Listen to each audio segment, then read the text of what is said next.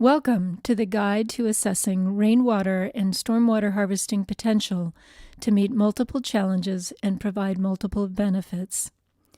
This project was funded by the U.S. Bureau of Reclamation's WaterSmart program and was conducted by the University of Arizona Water Resources Research Center with input from a broad range of technical advisors in the areas of water harvesting, landscape, and water utilities. There are 4 great things about rainwater. It's free. It falls right where you need it. Plants like the low salt level and high nitrogen concentration in rainwater, and you can easily harvest it instead of spending money getting rid of it. The goal of this project is to help you assess the water resource challenges you face in your area. Based on this, you'll identify water harvesting solutions that will help you meet your challenges.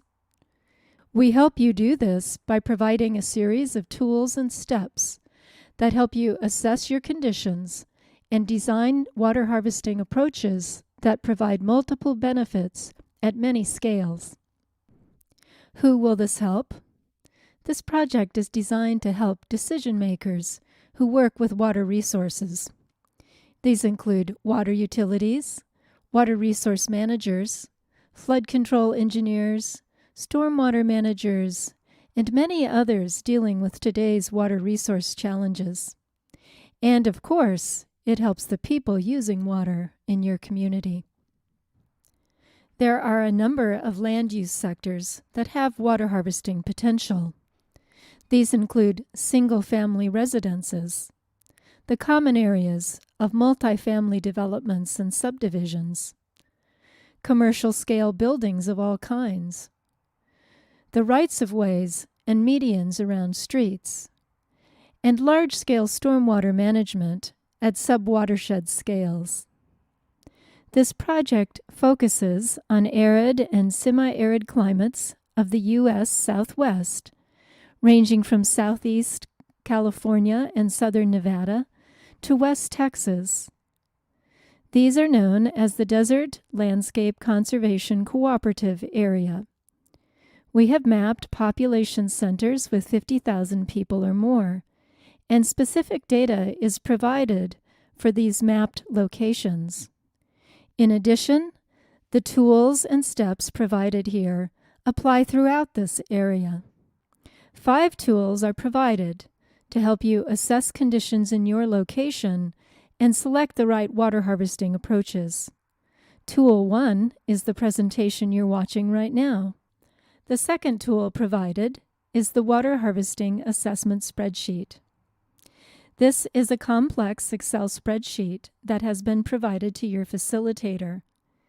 It allows you to enter data on water resource challenges, potential water harvesting benefits, and other factors that affect your water harvesting potential.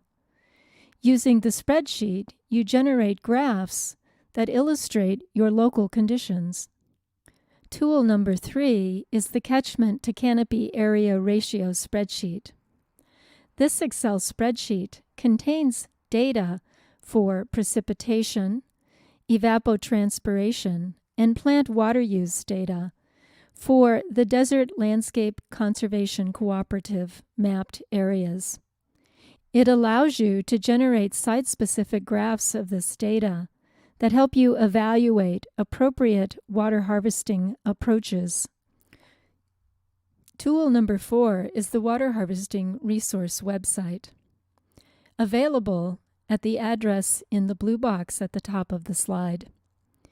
This website was developed by the University of Arizona Water Resources Research Center and contains extensive data, articles, photographs, examples, and links that will lead you to additional information that will assist your water harvesting efforts. At the bottom of each slide is an icon that will lead you to the respective location at the website associated with this slide. The final tool is the Decision Maker Presentation Template. This PowerPoint file allows you to insert your own site-specific data, photos, and recommendations. Then you can use the PowerPoint presentation to meet with decision makers, discuss your results, and determine how to proceed. So what can these tools help you do? The first step will be to identify the challenges you face managing water resources in your location. The next step is to evaluate the land use sectors that have the most potential to replace potable water use with harvested rainwater and stormwater.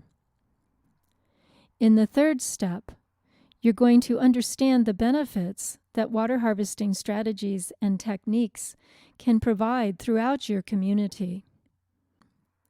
In step 4, you're going to prioritize water harvesting approaches that will be beneficial for your area based on the assessment results and discussion that take place during this presentation.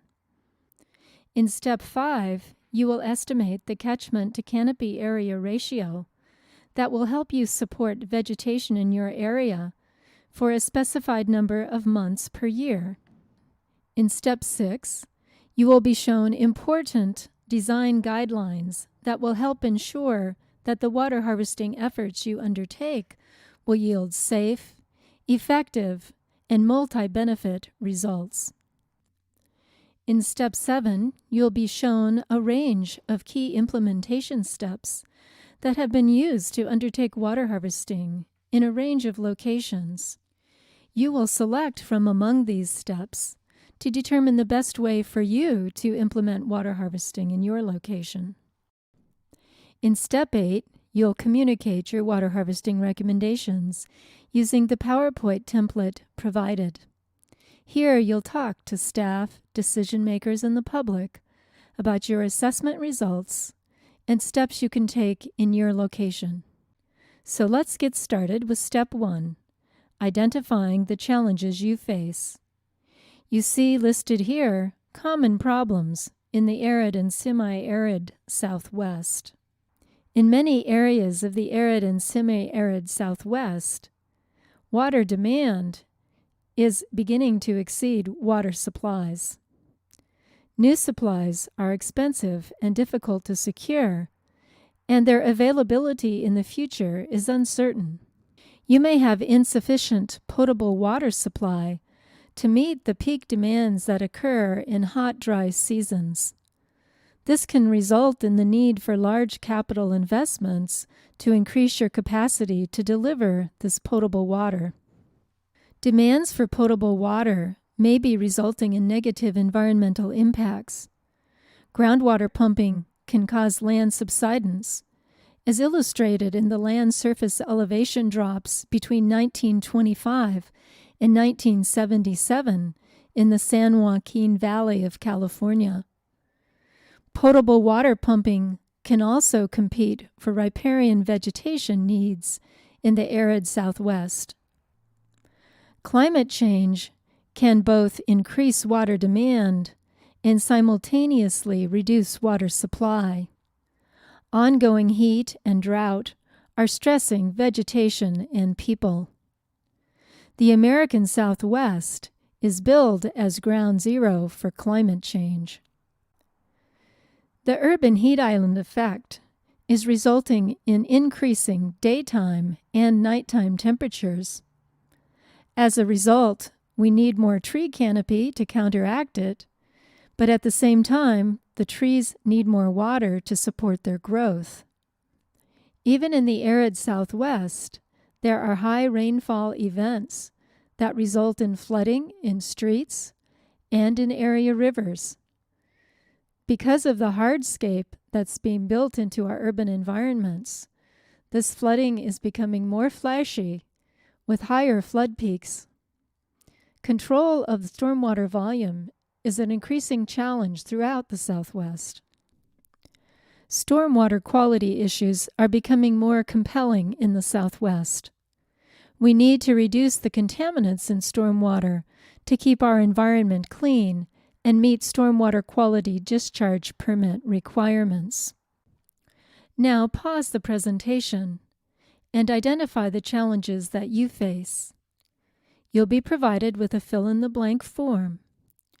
Each person will rank the perspective they have on the challenges that you face, ranking from low, 1, to high, 10, for the current year, 10 years into the future, and 25 years into the future. Discuss your results and reach a group consensus on these challenges. Your facilitator can enter the group consensus ranking in the assessment spreadsheet. Then print out your local water resource challenges chart. In Step 2, you will evaluate the land use sectors that have water harvesting potential in your area. These may include single-family residential, multifamily common areas, commercial-scale sites, street rights-of-way, and regional stormwater management approaches. So let's take a closer look at each of these sectors. The single-family residential sector consists of a large number of users, each using a relatively small volume of potable water. They typically constitute the major portion of urban and suburban potable water demand for water utilities. Outdoor use can constitute up to half of this residential potable demand. Residential users may be motivated to save money, to conserve water as an ethic, and they may desire water self-sufficiency or have other reasons to harvest water. They're relatively easy to retrofit with water harvesting. Common areas can be designed to intercept stormwater from multiple rooftops, streets, and other sources to help support vegetation and maintain high aesthetic standards. Commercial-scale buildings include offices, retail outlets, a variety of public buildings, industrial sites, and other large roofed locations. They typically have large expanses of roof, parking lots, and other hardscape from which water can be harvested. But very often they're graded to eject this water instead of to harvest it. This makes it difficult to retrofit existing sites with water harvesting due to the grading that's already in place.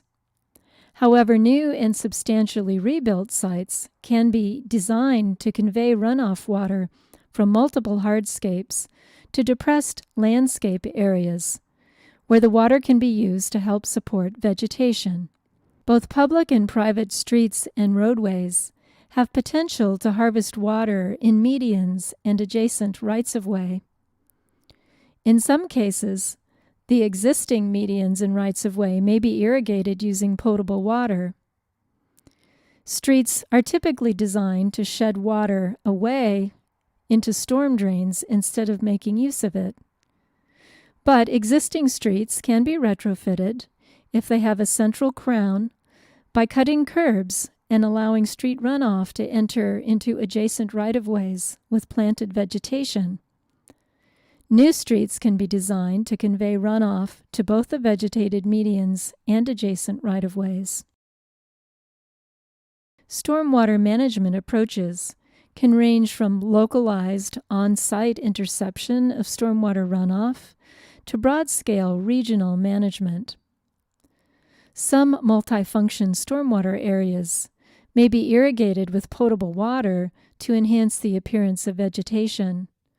Instead, these areas can be redesigned to meet all the needs of stormwater management while reducing the need for potable water. They can continue to reduce flooding, intercept stormwater pollutants, provide recreational areas, increase wildlife habitat, and even recharge groundwater in locations where the water table is shallow. It's important to design stormwater management to maximize stormwater interception while minimizing the need for supplemental irrigation using potable water. Now, pause the presentation again. This time, you will evaluate the land use sectors that have potential to replace potable water use with harvested water in your area. Again, you'll get a fill-in-the-blank form. Each person will rank the perspective they have on the relative existing outdoor potable use for each of the land sectors. Then estimate the potential growth in those sectors in 10 years from now and 25 years from now. Discuss your results and reach a group consensus for your area. The facilitator can enter this consensus ranking in the assessment spreadsheet and print your local land use sector relative potable water use chart. Now we'll undertake step 3, which is to understand the benefits of water harvesting strategies and techniques.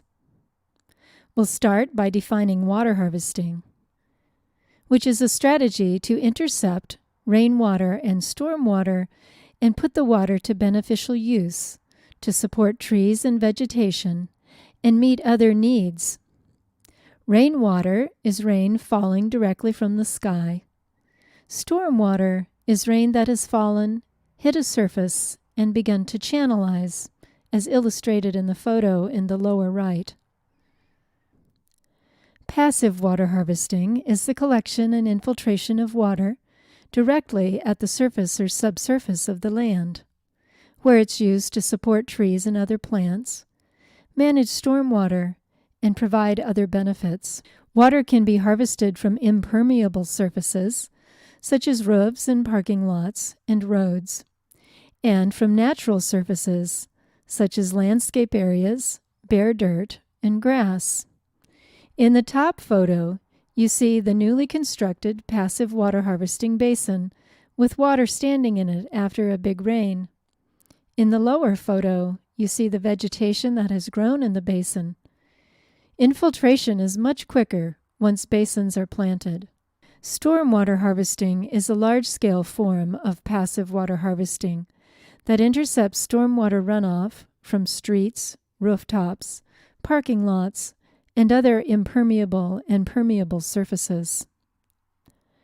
Interception of this stormwater runoff reduces stormwater discharge to streets, reducing the amount of water in storm drains and drainages. It also supports vegetation and serves other useful purposes. Several strategies, including low-impact development, LID, and green infrastructure, GI, are focused on beneficially using stormwater for multiple purposes. Let's look at the costs and design needs of passive water harvesting. The cost to design and install a passive system is comparable for water harvesting landscapes and standard landscapes. Retrofitting residential sites is relatively easy and inexpensive for passive water harvesting. Retrofitting commercial sites may be more costly and may require regrading of site drainage. In terms of design, residential sites can be designed by the homeowner on a do-it-yourself basis or by a hired contractor.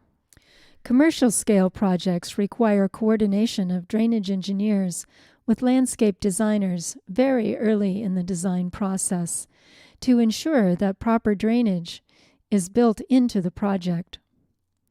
Stormwater harvesting projects require detailed hydrologic analysis.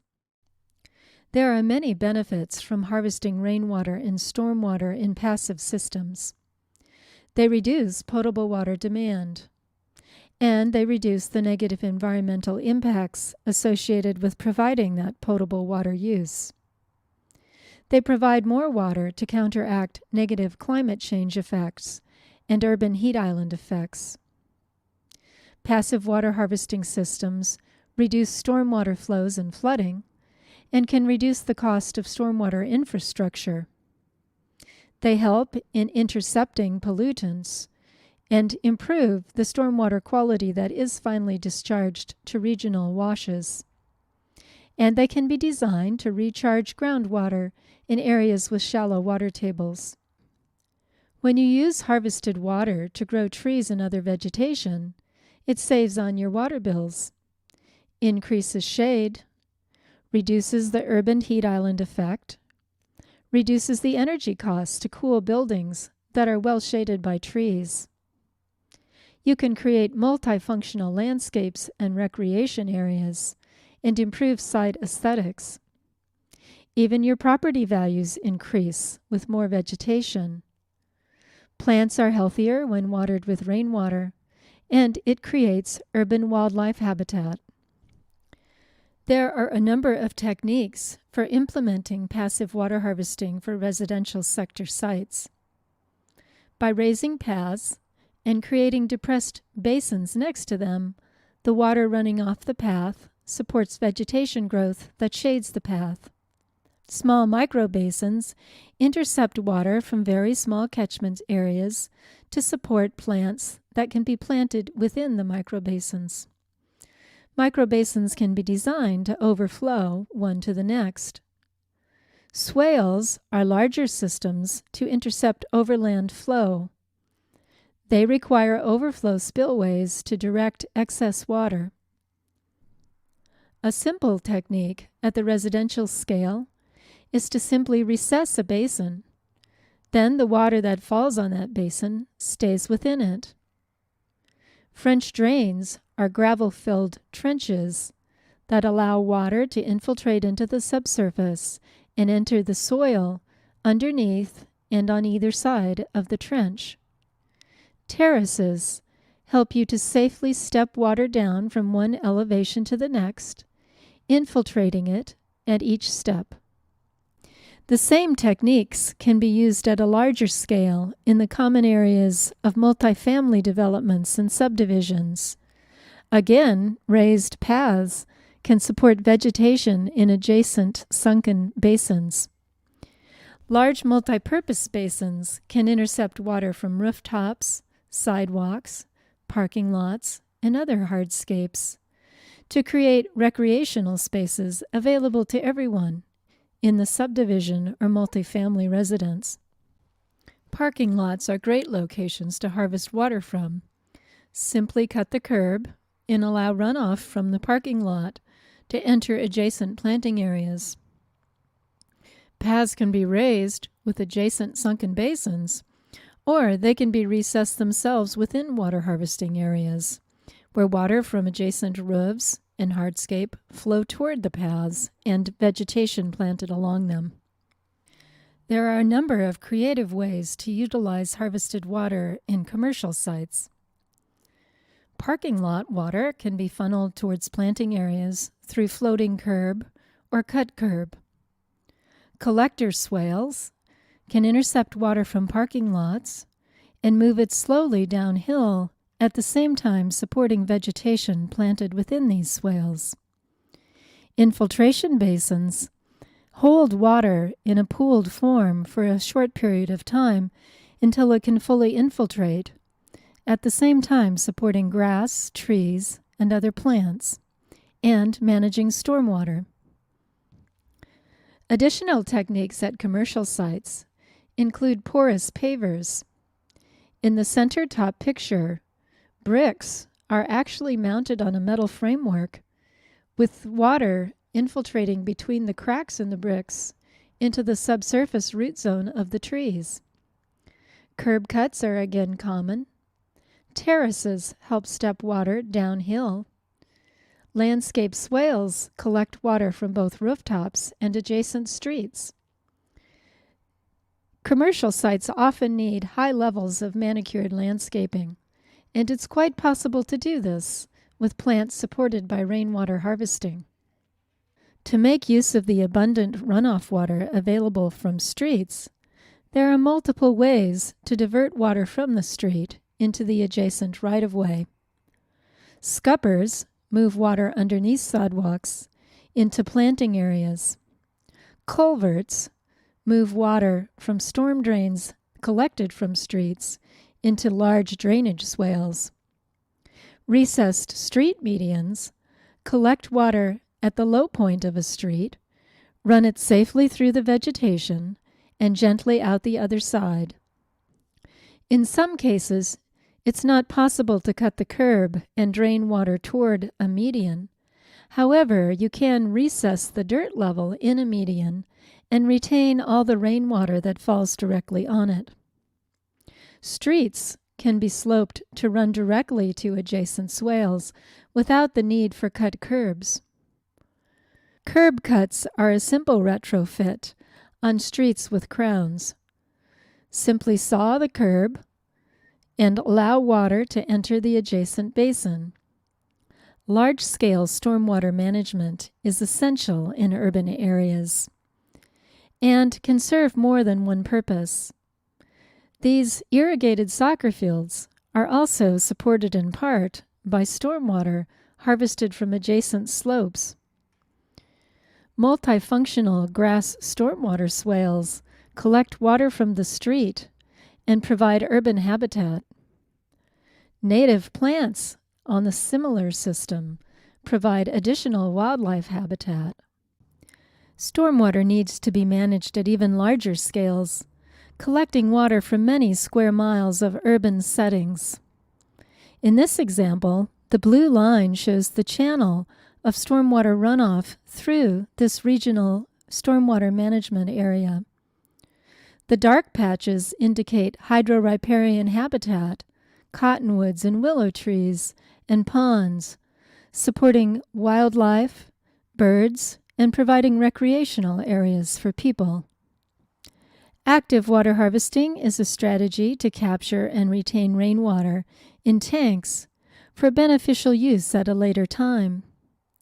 Tanks can be constructed above ground, allowing water to be delivered via gravity flow, or they can be constructed below ground, which requires pumps to deliver the water. Let's look at the costs and design needs of active water harvesting systems. These systems require catchment surfaces, conveyance, and storage in a tank.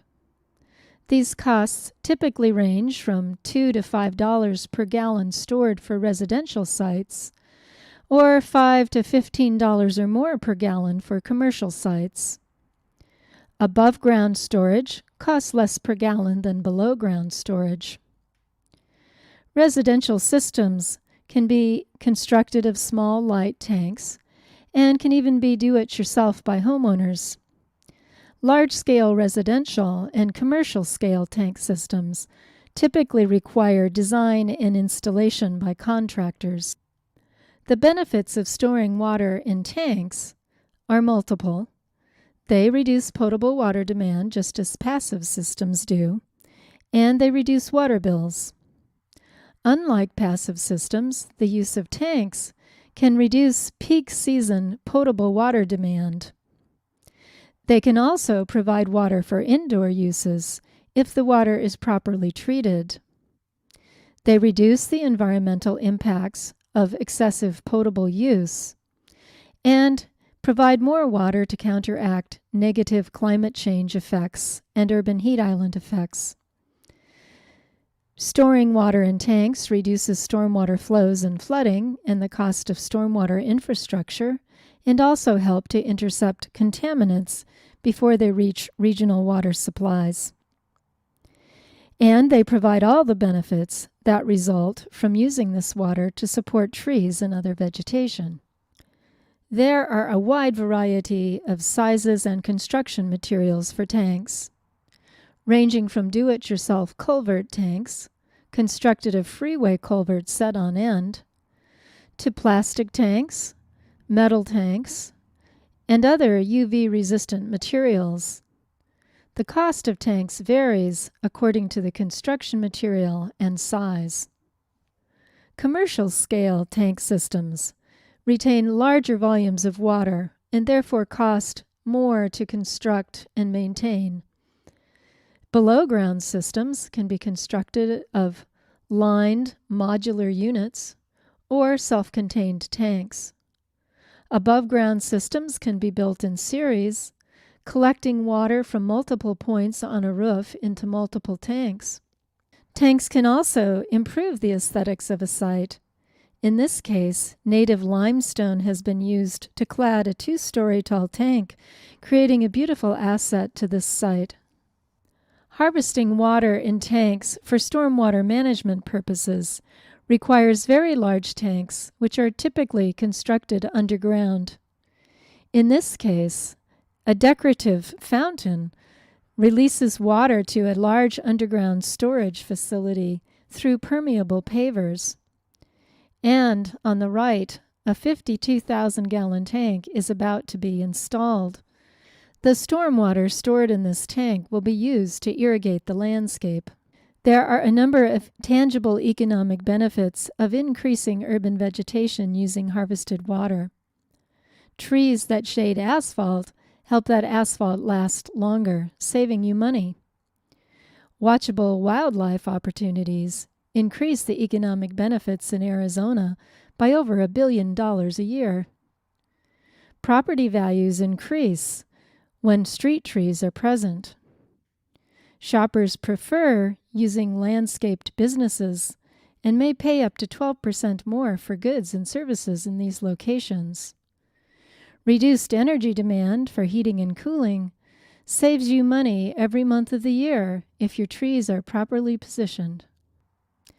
In Step 3, you'll pause the presentation again, this time to understand the benefits of water harvesting strategies and techniques that we just reviewed. Look at the graph below, which summarizes the ability of water harvesting strategies and techniques to meet a range of water resource challenges. Which of these meet the challenges that you face in your area? Now go on to Step 4, to prioritize water harvesting approaches based on your assessment results and discussion up to this point. Review the results of Steps 1 through 3 and rank your water harvesting priorities according to different land use sectors, different water harvesting strategies, and whether you're doing new or retrofit water harvesting construction. Discuss your results and reach a group consensus for your area. Your facilitator can enter the consensus results into the assessment spreadsheet and print your local water harvesting priorities chart. In Step 5, you will estimate an effective catchment-to-canopy area ratio for your location. Start by looking at the map below. Find your annual average rainfall range, which depends on your geographic location. Here we illustrate several examples of catchment-to-canopy area ratios. The catchment areas are shown in gray. The canopy areas are shown in green. For typical sites, catchment areas include impermeable roofs, sidewalks, parking lots, patios, driveways, and other hardscape, plus the rain that falls on the land under the plant canopy itself, also shown in gray.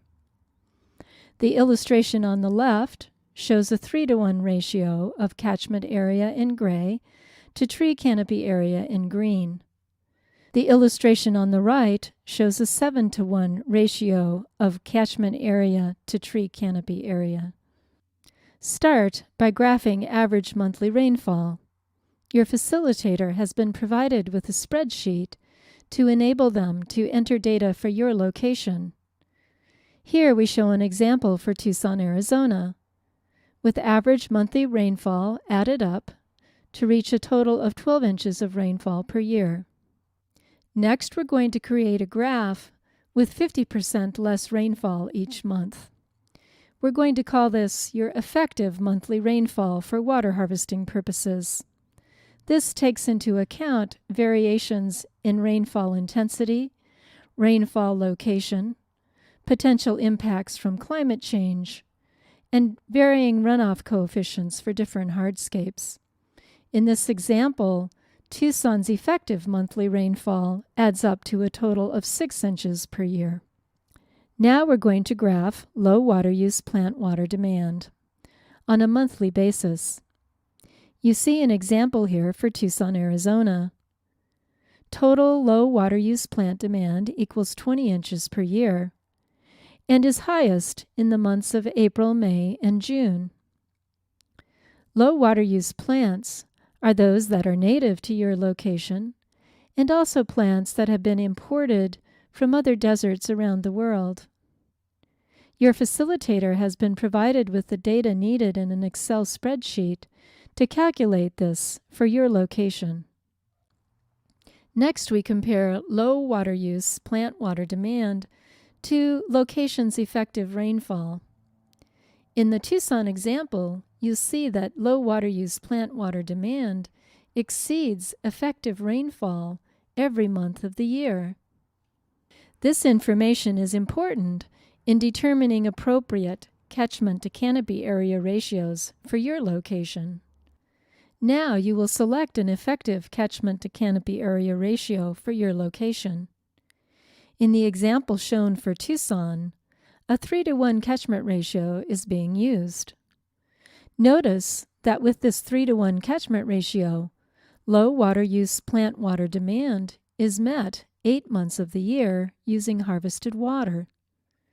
Your facilitator has been provided with the spreadsheet necessary to calculate a range of catchment-to-canopy area ratios for you to select from for your location. Next, we'll look at guidelines for selecting effective catchment-to-canopy area ratios. In the illustrations below, look at the catchment ratios ranging from 2-to-1 to 10-to-1 for each of the illustrations. The vertical axis indicates the number of months per year when harvested rainfall can support the low water use plants. These range from 2 months per year to 9 months per year, depending upon the catchment ratio and the location. The example on the left illustrates a semi-arid area with greater than 10 inches of precipitation per year on average. Here we selected a 3-to-1 catchment ratio, which meets plant water demand 8 months of the year. The example on the right illustrates an arid area with less than 10 inches of precipitation per year. Here we selected a catchment ratio of 7-to-1, which meets plant water demand 8 months of the year. In both cases, you're trying to optimize the number of months per year when plants are supported by rainfall, and at the same time, optimize the amount of shade you create, the amount of canopy area that you support.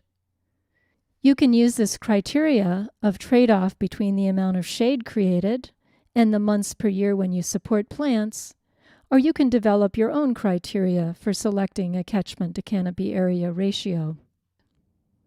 In the next slides, we illustrate 3-to-1 and 7-to-1 catchment ratios for different land uses. Here, looking at medium-density residential versus low-density residential. In all cases, the water running off the roof is the basis for the number of trees that can be supported. In this example, multifamily residential ratios of 3-to-1 versus 7-to-1 illustrate the benefits of the large area of rooftop catchment available to harvest water from. At commercial sites, the vast rooftop and parking lot areas provide lots of water to support vegetation. At both a 3-to-1 catchment ratio and a 7-to-1 catchment ratio, there are many trees available to shade the parking lots and buildings. All urban areas have many miles of streets available to harvest water from, and all benefit from the presence of trees planted adjacent to them. At both a 3-to-1 catchment ratio and a 7-to-1 catchment ratio, a continuous canopy of trees can be supported. Here's an example of a single-family residence in Tucson, Arizona, where the trees are supported by water harvested off the roof and from a shed in the backyard. Notice the depressions in the center of the photo. These are water harvesting basins used for annual gardens.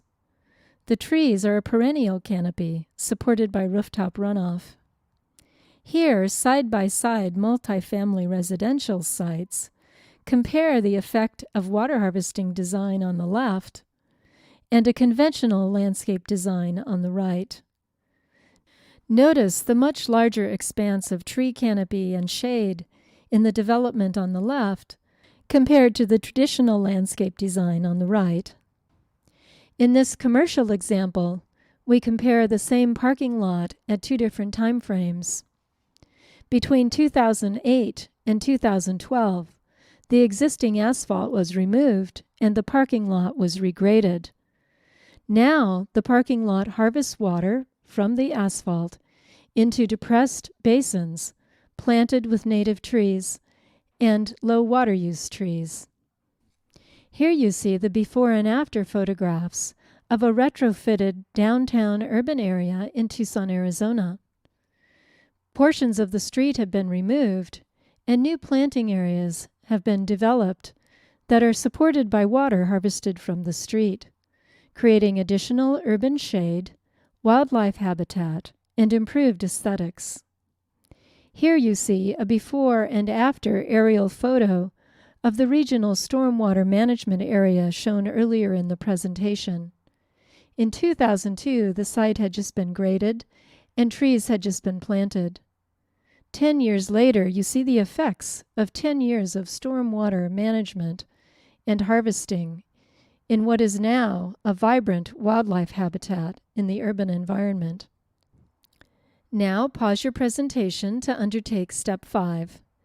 Estimate the catchment-to-canopy-area ratio that will effectively help you support vegetation given the rainfall and plant water demand conditions for your location. Your facilitator can enter rainfall data and plant water use information in the Excel spreadsheet provided. From there, they can print out your local average monthly rainfall, effective monthly rainfall, rainfall to plant water demand comparison charts, and the range of catchment to canopy area ratios and months when water harvesting can meet demand. Review these charts and discuss them, and together select an effective catchment ratio that balances your needs for canopy area versus a reduction in potable water demand. Now your facilitator can print the specific catchment to canopy area ratio chart appropriate for your area. Now we're going to present important design guidelines to help ensure that you achieve all benefits from water harvesting. First of all, use appropriate vegetation. Start by using drought-tolerant native trees to maximize shade and minimize potable water demand. To that plant palette, add non-native low water use trees to add diversity where needed. You can also incorporate native and drought-tolerant shrubs and ground cover to help stabilize and cool the soil.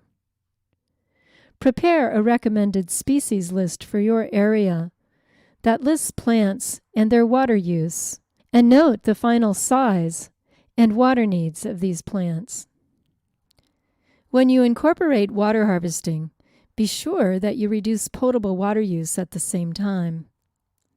You will need to establish plants using potable water for up to 3 years, but make sure you adjust irrigation controllers each season so that you're not watering plants when it's raining. You may need to provide supplemental water after the establishment period if you are not using all low water use native plants.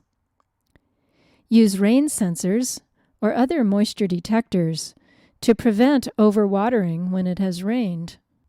When you design water harvesting, start harvesting at the top of your local watershed.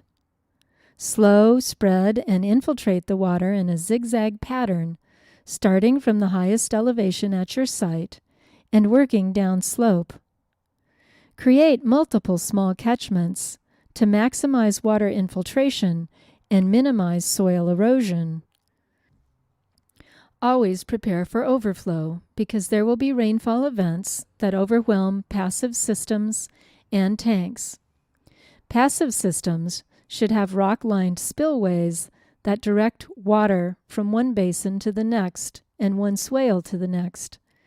Tanks need to have overflow piping that is the same size or larger than piping entering the tank. Mulch to reduce evaporation losses. Water evaporates very quickly from bare desert soils.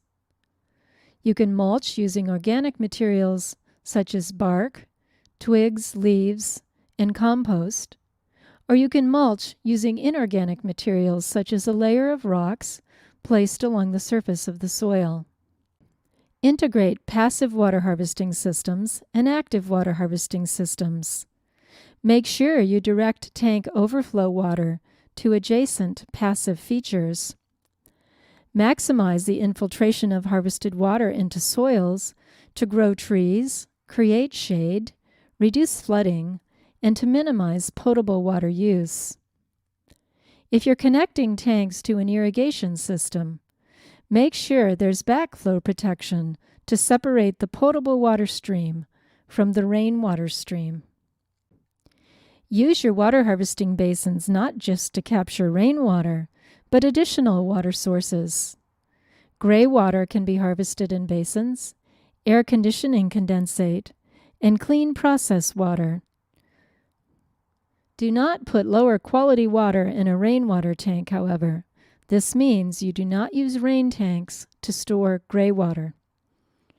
You can use tank water for multiple non-potable purposes, such as vehicle washing, toilet flushing, and circulation in cooling towers. Just be sure to match the quality of the rainwater that you've harvested with its intended use. Be sure to manage and maintain your systems safely. Make sure all standing water infiltrates within 12 hours in passive water harvesting systems to avoid breeding mosquitoes. Screen the inlets and outlets into tanks to prevent insect entry. Lock the lids of tanks to keep children safe. Avoid harvesting water in karst, collapsible, clayey, or caliche soils unless these are treated for stability and infiltration. Maintain all the components of passive and active systems, including the collection service, the conveyance pipes, the storage container, and the infiltration areas. Inspect systems after large rainfalls and repair them as needed, including adjusting overflow spillways and filtering devices. In Step 7, we'll address how you can manage water harvesting using key implementation steps. Using multiple implementation steps will increase the benefits you accrue from water harvesting. In the first year of water harvesting implementation, it's important to remove impediments and develop support. This is essential to both retrofits and new construction. Remove or reduce any water harvesting or stormwater management impediments from your existing policies, procedures, codes, and standards. At the same time, develop and adopt new policies and augment existing policies to support water harvesting and stormwater management. Provide education and guidance to empower people to undertake retrofits and new construction. In the first year, you can direct people to existing water harvesting materials that are applicable to your area through websites, links, and bill inserts, among other ways. In the second year, assess the value of developing local water harvesting materials, such as brochures, guidance documents, and classes, and begin developing these efforts. Provide recommended low water use plant species lists that are appropriate for water harvesting in your area. Then go on to refine water harvesting potential estimates to help quantify the benefits of retrofits and new construction for different land use sectors. In the first year, refine the Tool 2 catchment ratio analysis using more detailed local information, including water demand for higher water use plants. In year 2, compile data on outdoor potable water use for different water use sectors and calculate possible potable savings from water harvesting. Collect data on an ongoing basis on both potable water use and harvested water use at existing water harvesting sites.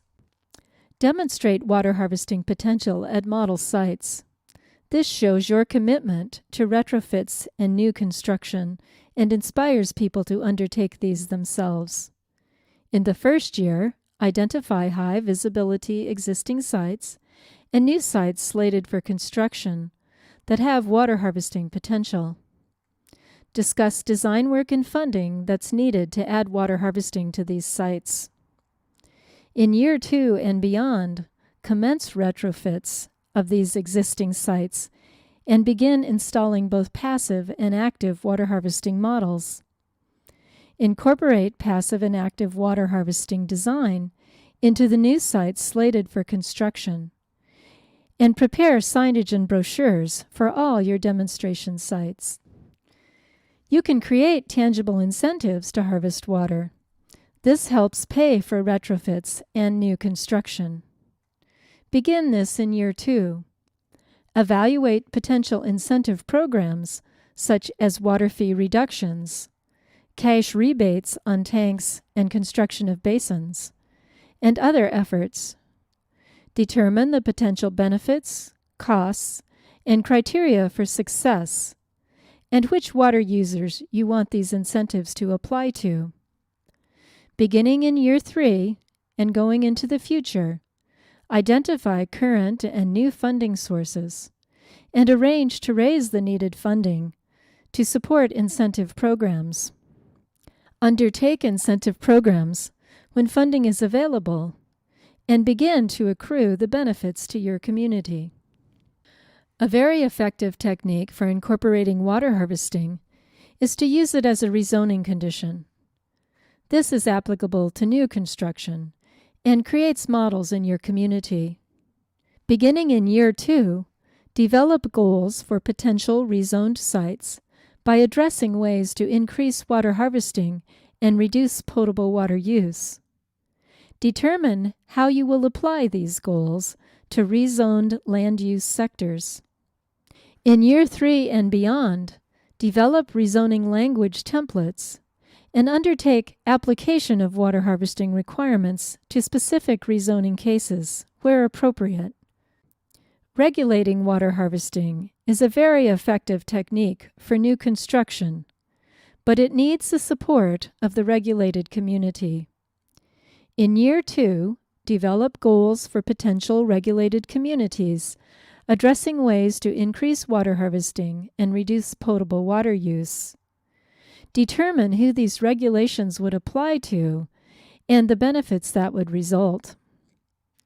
In year 3 and beyond, if regulations are needed in your community, develop support by working with the potentially regulated communities to develop draft code and development standard language. Adopt these codes and standards as needed and go on to implement the regulations. In Step 8, you will communicate your water harvesting recommendations. Begin by convening additional key personnel to view the full presentation that you have just watched and discuss and adjust site-specific data and recommendations as needed. Then, determine who you need to communicate with regarding adoption of recommendations. Technical staff, elected representatives, board of directors, members of the public, and any others. Complete the checklists and graphs for your area. Take photographs of existing water harvesting. Get photographs from other locations where water harvesting is practiced, and use these to assemble a site-specific PowerPoint presentation to use to address your key audiences. Present your recommendations to these audiences to inform them of what water harvesting is, show them the potential in your location, and build support for adopting and undertaking water harvesting. And finally, celebrate and harvest water. It's impressive to see what a difference it can make to harvest water and put it to beneficial use. In these before and after photos, you see a public right-of-way in which curbs were cut, basins were dug, water from the street was pulled into the right-of-way, and the site was planted with native trees, shrubs, and grasses. Birds have returned to the neighborhood. People stroll through the right-of-way and sit on benches to enjoy the habitat. You too can create this transformation. For more information and technical assistance, contact the Water Resources Research Center at the University of Arizona at the website below. Good luck and enjoy your water harvesting efforts.